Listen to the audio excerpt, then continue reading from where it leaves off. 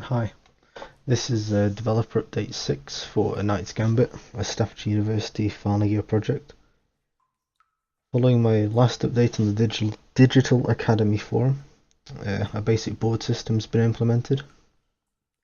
The hardest part of this update was getting the card mechanics to behave properly, as the on-hover and on-click events were still allowed to fire after being placed on the board.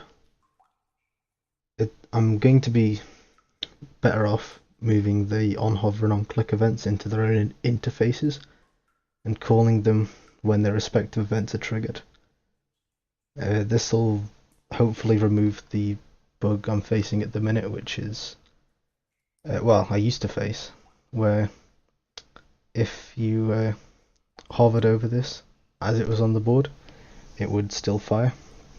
I've hard-coded it so that it'll just turn off those events, but this is short-sighted and will need to be changed because during combat phases you'll still most likely want to be able to hover over the cards to have a better view.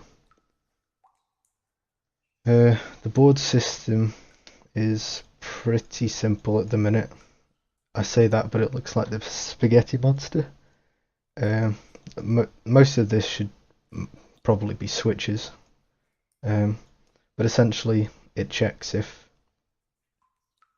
the mouse is clicked down and there's a card in the overlap area, it gets the card which is overlapped and then sets its world position to one of several zones. And if the first zone is full, it will go to the second zone, etc. I hope to expand this out into more of a dynamic board state where, say, card 1 is killed, card 2 will then move up the stack into the slot 1, and then this will repeat further down the stack. It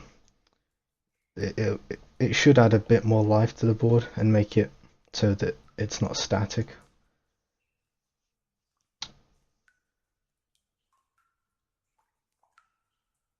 What other bugs have I encountered so far?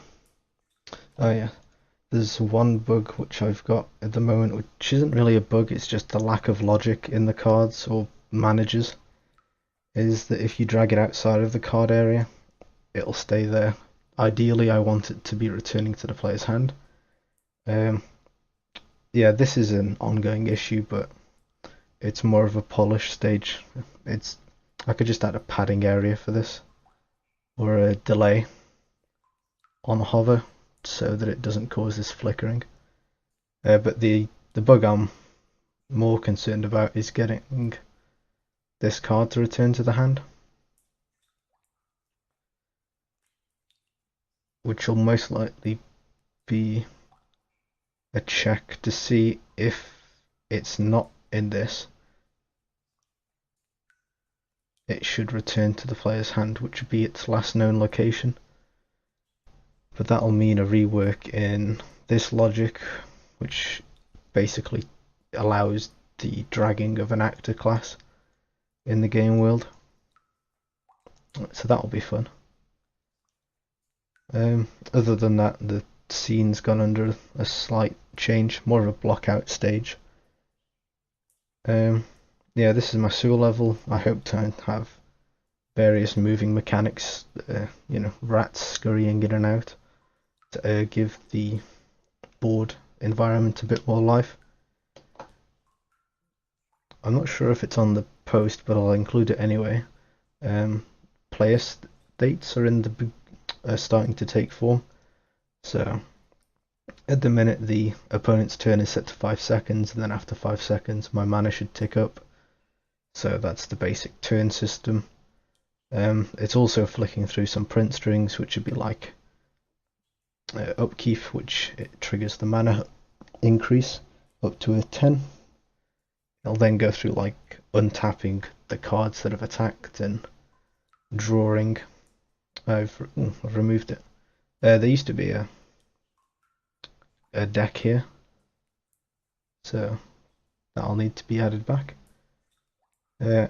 After this update, I'm probably going to spend most of my time getting a combat system worked in, which will also mean making a graveyard class for the cards. and also a UI state to look through them. This will probably be a few days, if not weeks of work. Yeah, still enjoying the project.